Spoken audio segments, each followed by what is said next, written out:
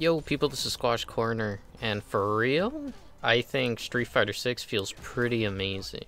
So, to not waste your time, let's talk about the netcode real quick. So I played it for the 3 days of the beta. Really no hiccups at all, felt pretty great. And I feel like this game is like the starting of a golden era of fighting games, where we have practically what all fighting game players want in a game, meaning like it actually works. So good netcode, there actually is crossplay, and this is, no one talks about this, but this is such a big deal to me. The rematches are really fast, so it's kind of like you get a game in, and once it's over within like 2 minutes, you could just retry again and then play the same person, and like it goes really fast. You're not like in a huge loading screen. You could even like skip kind of the ending of a winning animation just to get to the next game. So these credentials that Street Fighter is like producing, I feel like if this is the new norm, a lot of fighting games in the future might implement this as well as like a stepping stone to what players actually would like to see. So the game actually feels pretty good, meaning like the impact of the attacks, you could actually feel it. It feels pretty good landing confirms or whiff punishes. So I was practically doing baby combos, you know, classic B&Bs in the beginning. And a part of me was just like, I really need to know how deep it goes, because a lot of people are still learning the game, so a lot of people weren't doing crazy shit. There's a lot of potential combo-wise, because you have 2 meters in the game. For example, in Street Fighter 5, I remember a problem that I had, it was I never really used super, unless it was like, you know, to kill somebody, of course, but a lot of the time I used the EX moves that cost the same bar as the super to apply pressure, because usually if you use like an EX move, it's usually safe. So in this game, because there's 2 bars now, it gives you like safe pressure you could use, you could extend combos, and you kind of always have a reason to use your super in the game because of how much meter you could build. So because we have 2 meters, the idea that you could apply EXs and supers all within the same combos is pretty insane. And I've seen some clips where practically, yeah, like you could do some insane shit to extend your combos, but I'm kind of curious how deep the rabbit hole goes, because this is still very early in the game cycle. The mechanics feel very interesting. So like there's a drive system, which is practically the green bar you have on the top.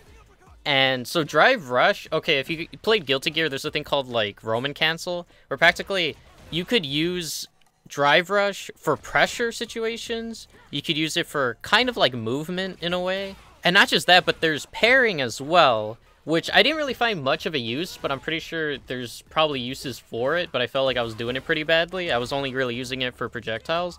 And there's drive impact, where basically it's kind of like, it's a move that beats moves that are like 2 attacks or less. And to beat this, you could bait it by doing another drive rush to beat it, or you could hit your opponent like 3 times for it to break out of it.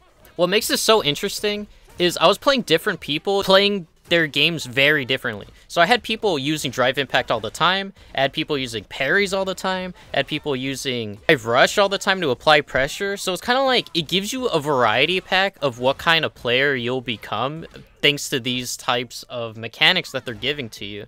And it usually costs the same bar, which is the green bar. So in a sense, when I was fighting people, because certain players like really just focus on one type of mechanic, it's almost like a puzzle. It's like a fun puzzle of, okay, this person's always drive impacting, how do I react to it to drive impact myself, or how do I bait this out for it, you know, for me to get a potential grab in to stop it? If somebody's constantly using drive rush, oh, okay, what do I do? Oh, I probably could just like mash in a way to stop them applying pressure. So in a sense, because there's so many mechanics, it makes you consistently think of like, okay, there's one problem, how do I fix this problem, how do I beat this problem?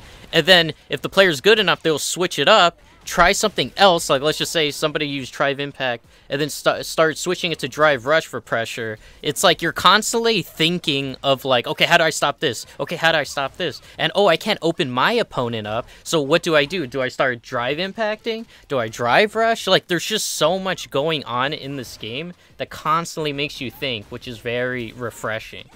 I guess my concerns to the game is like, I really don't know if the story mode's going to be good.